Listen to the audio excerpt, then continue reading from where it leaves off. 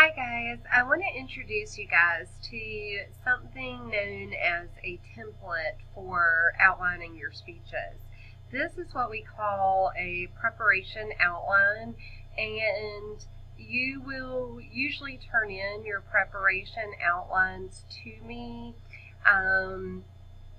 You won't have to do this though for the first speech, but this will help you organize that first self-introduction speech. Now, when you're creating your presentation and you're actually recording it, then you're going to use your speaking outline, which is not going to require complete sentences. So let's look first at the introduction in this template.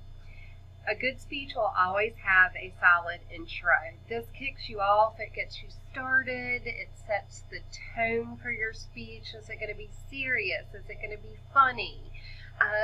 We'll know once you deliver your attention getter. So what can you do for your attention getter? You can use something like a quote. You can use a statistic from a website.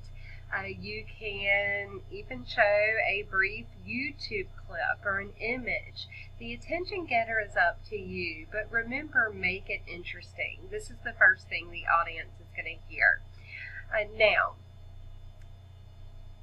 the central idea will come after that.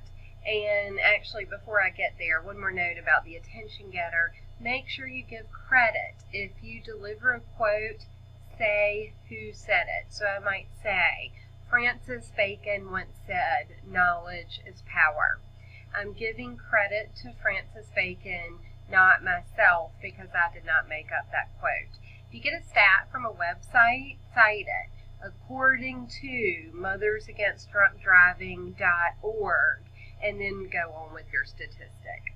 All right, next you're going to have a central idea. That is your thesis statement, and this is a preview of all of the main points that will appear in your presentation.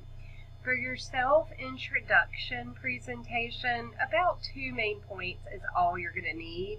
This is going to be a brief speech. So, what I would do is think about, before you even get started, think about what aspect you want to talk about regarding yourself. You can't tell us everything, so pick one aspect of yourself and use that. And then decide the 2 main points you want to say about that aspect. So if I say, today I'm going to talk about why I chose communication as a major, my 2 main reasons are, and then I'm going to lay out those 2 reasons.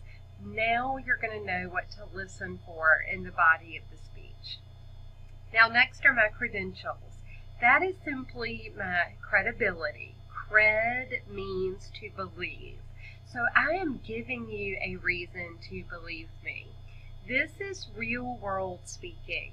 When you are asked to train your coworkers, usually you let them know why you're the one doing the training. So you're going to say, I've been at Hospira for 15 years now, and I'm going to share with you what I know about. And so these are your credentials. 1 or 2 sentences here is fine. Now, you may not later on know much about the topic. However, you may have decided to research it. That's all you have to say. I have always been interested in knowing more about whatever your topic is, so I have researched my topic thoroughly. And then, of course, later in the body of the speech, you're going to show off your research by explaining or giving credit to each source. Now, your final piece of your intro is your relate to audience statement. So let's go back to your self-introduction, which will be your first speech. Your relate to audience is just ending your introduction in a way that connects you to the people who will be listening to you. So you might say, today I have decided to share a life-altering experience. I'm sure many of you have had something that's happened to you that has truly changed your life.